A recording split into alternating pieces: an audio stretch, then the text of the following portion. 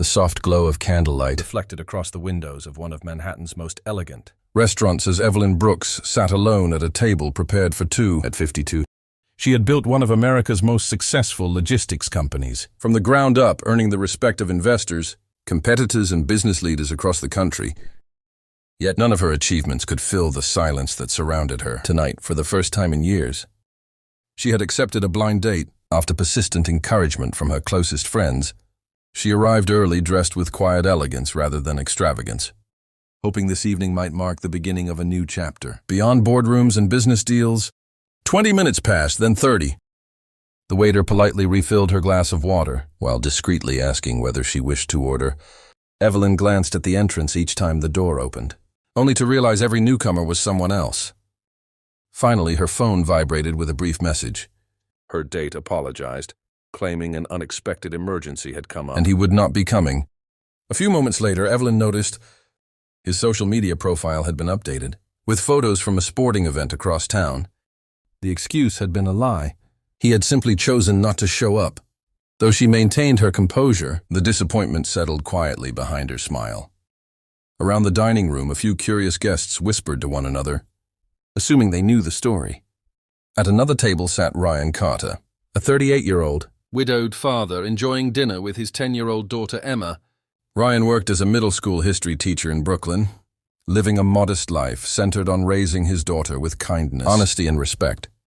Emma noticed the woman sitting alone before Ryan did. She quietly leaned toward her father and whispered, "Dad, I think that lady has been waiting for someone for a long time." Ryan looked across the room and immediately understood what had happened. He hesitated, not wanting to intrude on a stranger's privacy. But Emma gently reminded him of something he had taught her many times. Kindness often begins with a simple conversation. Gathering his courage, Ryan walked over to Evelyn's table. With a warm, respectful smile, he apologized for interrupting and introduced himself before speaking softly. "My daughter and I couldn't help noticing that you're dining alone. If you're comfortable with it, we'd be honored if you joined us instead. No one should have to spend an evening like this by themselves." Evelyn looked first at Ryan, then at Emma's hopeful smile. There was no pity in their expressions, only genuine warmth after a brief pause. She accepted the invitation with quiet gratitude. As she carried her plate to their table, none of the other diners realized they were witnessing the beginning of an extraordinary friendship, one built not on wealth status or appearances, but on simple human kindness at exactly the right moment. As dinner continued, the awkwardness that usually follows introductions quickly disappeared. Ryan Carter treated Evelyn Brooks exactly as he treated every other person he met, with patience, respect, and genuine curiosity. Emma happily chatted about school, her love of reading, and her dream of becoming an architect one day. Evelyn found herself smiling more than she had in months. She was accustomed to business dinners filled with negotiations, compliments designed to gain favors, and conversations centered on money.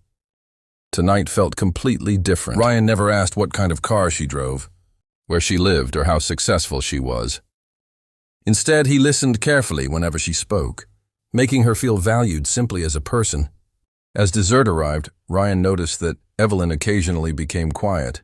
Whenever the conversation turned toward family, he gently asked if she had children. She smiled sadly and admitted that life had become so consumed by building her company that she had never started a family. She explained that every important relationship eventually faded because people either feared her success or became more interested in her wealth than in who she truly was. Although she rarely admitted such feelings to anyone, tonight she found herself speaking honestly to a man she had known for less than an hour. Ryan listened without interrupting, offering understanding instead of advice. After a thoughtful silence, Ryan asked a simple question that no one had ever asked Evelyn before. "When was the last time someone cared about how you felt, instead of what you owned?" The words stopped her completely.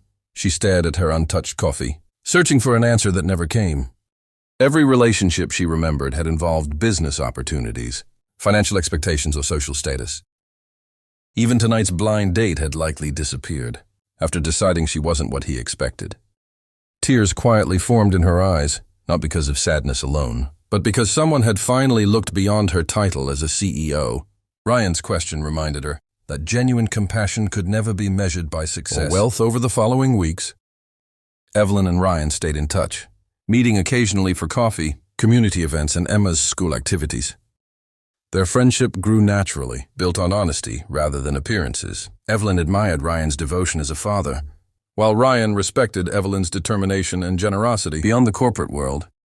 Inspired by Emma's passion for education, Evelyn invited Ryan to help lead a nationwide scholarship program through her company, providing opportunities for children from struggling families. Together, they transformed a painful evening into a meaningful partnership that changed countless young lives. Looking back, Evelyn realized that being left alone at that restaurant had not been the worst moment of her life. It had quietly led her to the people who valued her more than her success, proving that kindness often arrives when it is needed most.